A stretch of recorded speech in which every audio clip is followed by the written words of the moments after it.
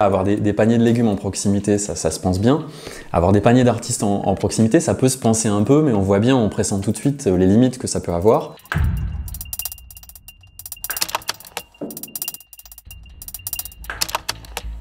C'est un lien de proximité entre un producteur et un consommateur. Ça sous-entend souvent que le consommateur est engagé aussi dans ce lien. C'est ce qu'on voit dans les AMAP, etc. Un circuit court, ça consiste à court-circuiter les logiques de la mondialisation.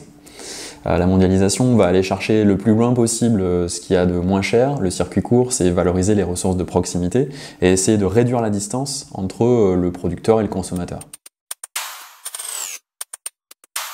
C'est de rapprocher tout simplement l'artistique du public et peut-être aussi également derrière raccourcir le mode de pensée en tout cas ou le mode de coopération et faire en sorte que tous les acteurs d'un territoire conçoivent un projet de manière relativement peu distanciée, c'est-à-dire de manière courte. On voit des tentatives effectivement de travailler la notion de circuit court dans le secteur culturel, notamment à travers les logiques d'AMAP, qui sont des logiques de coopératives de production où on trouve cette idée-là en fait. De rapprochement entre le producteur et le consommateur. Et on a vu des projets de panier culturel, par exemple, sur des territoires qui pouvaient être dans ces logiques-là, où du coup, ça permet une rencontre finalement entre l'artiste qui vit sur un territoire et des publics, des citoyens qui sont installés dans le territoire de vie de l'artiste. Après, est-ce qu'on peut dire que la culture s'en est emparée en tant que concept et en tant que circuit court? Je suis pas sûr. Voilà, c'est quand même des pratiques très à la marge. Et après, ça ne veut pas dire qu'il n'y avait pas déjà depuis longtemps des choses qui ressemblaient à des circuits courts dans la culture. Parce que finalement, quand on vient travailler en proximité avec un public sur un territoire et qu'on installe un artiste en résidence de longue durée sur un territoire, finalement, on travaille autour de choses qui ressemblent à des logiques de circuits courts. La limite de tout ça, c'est le circuit fermé. Pas au circuit court, il ne faut tout de même pas qu'il soit fermé. Derrière des acteurs, ce sont des êtres humains et s'implanter quelque part, c'est aussi des implantations personnelles et c'est pas toujours simple de laisser la place. Donc je pense que c'est quelque chose qui doit s'anticiper beaucoup et que oui, utilisons et travaillons avec les ressources de notre territoire, mais faisons en sorte, si on peut être acteur de cette organisation, un DAC ou une entité artistique, faisons en sorte que dès le départ, il y ait des ouvertures, des accueils, des échanges avec d'autres forces artistiques pour qu'il puisse y avoir un renouvellement et éviter la frustration d'être obligé de partir quand on a commencé à faire son trou quelque part. On peut quand même difficilement comparer les artistes et les carottes. Les carottes, voilà, c'est très adapté pour faire du circuit court sur de l'objet de consommation. La logique circuit court vient vraiment du commerce. Donc voilà, avoir des paniers de légumes en proximité, ça se pense bien.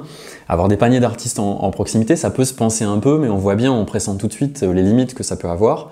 À la fois dans l'ampleur des propositions qu'on peut amener, dans leur diversité, dans les rencontres que ça peut provoquer. La petite difficulté, c'est qu'effectivement, j'imagine qu'un circuit court sur une AMAP, par exemple, on peut produire pendant un demi-siècle des carottes, on peut manger des carottes une fois par semaine sans trop de problèmes ou une fois par mois. Bon, dans la culture, quand même, on incarne effectivement son propre projet artistique pour un artiste, qu'il veut dire, etc. Et que le consommer tout le temps, c'est peut-être un petit peu enfermant. Donc il faut effectivement beaucoup de renouvellement. Si on parle juste de proximité géographique et de supprimer des intermédiaires, puisqu'il y a cette idée-là aussi dans les circuits courts, hein, supprimer des intermédiaires.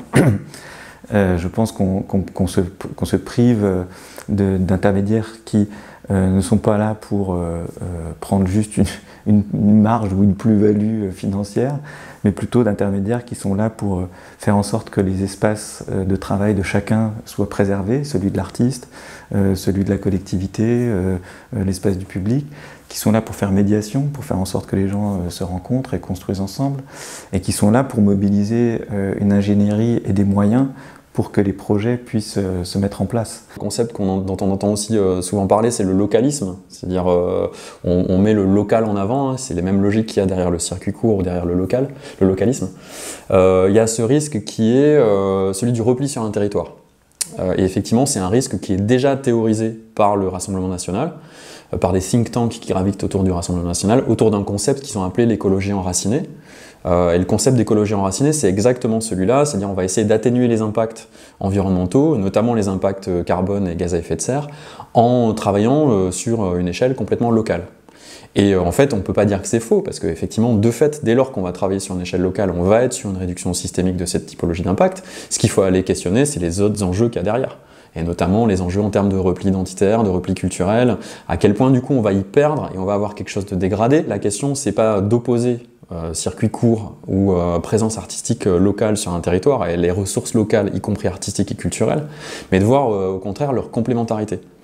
Pour pas s'enfermer sur le territoire et pour pas non plus peut-être être dans ce qu'on était peut-être ces dernières années où on imaginait que forcément il fallait faire venir des propositions de l'international et que ça serait forcément mieux que les ressources locales de nos territoires.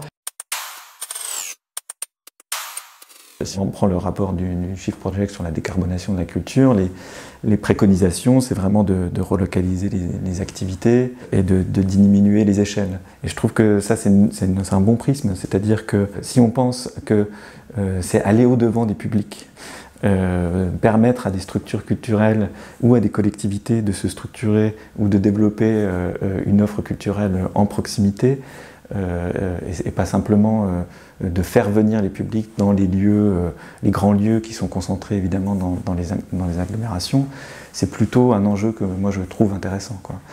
Et je trouve qu'il rencontre aussi une préoccupation des artistes de plus en plus forte aujourd'hui, d'être à un autre endroit que celui du plateau, par exemple, quand il s'agit du spectacle vivant, du plateau de théâtre, de la scène, et d'être dans un autre rapport que celui uniquement du moment où le public est convoqué au spectacle.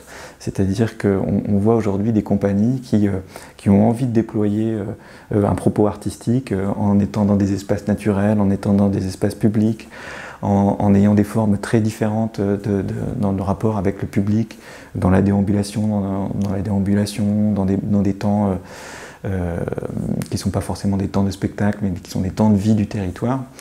Et je trouve que là, il y a vraiment tout un champ des possibles qui s'ouvre. La question, en fait, c'est comment ce concept de circuit court, il doit nous aider peut-être à faciliter une meilleure relation entre les artistes implantés sur un territoire et les citoyens qui y vivent. Parce que c'est vrai que c'est tout l'intérêt de la notion de circuit court, c'est celle-ci. En rapprochant le producteur et le consommateur, on crée un lien, une forme d'attachement, qui peut faire aussi que quand le producteur a un problème, finalement le consommateur a envie de l'aider, le défendre. Il y a une forme de solidarité de fait qui se fabrique sur un territoire. Donc on ne peut pas dire que c'est pas un concept intéressant, c'est un concept très intéressant, y compris dans la culture. Le risque, c'est de s'enfermer dans ce concept. Voilà. Et de ne pas comprendre qu'en fait, on est dans des schémas de liens, pas que avec des gens de notre territoire, et qu'on a un intérêt dans un moment où le monde est déjà globalisé, on fait face à des enjeux qui sont globaux, le changement climatique c'est un enjeu global, à faire lien avec le plus d'humains possible de cette planète.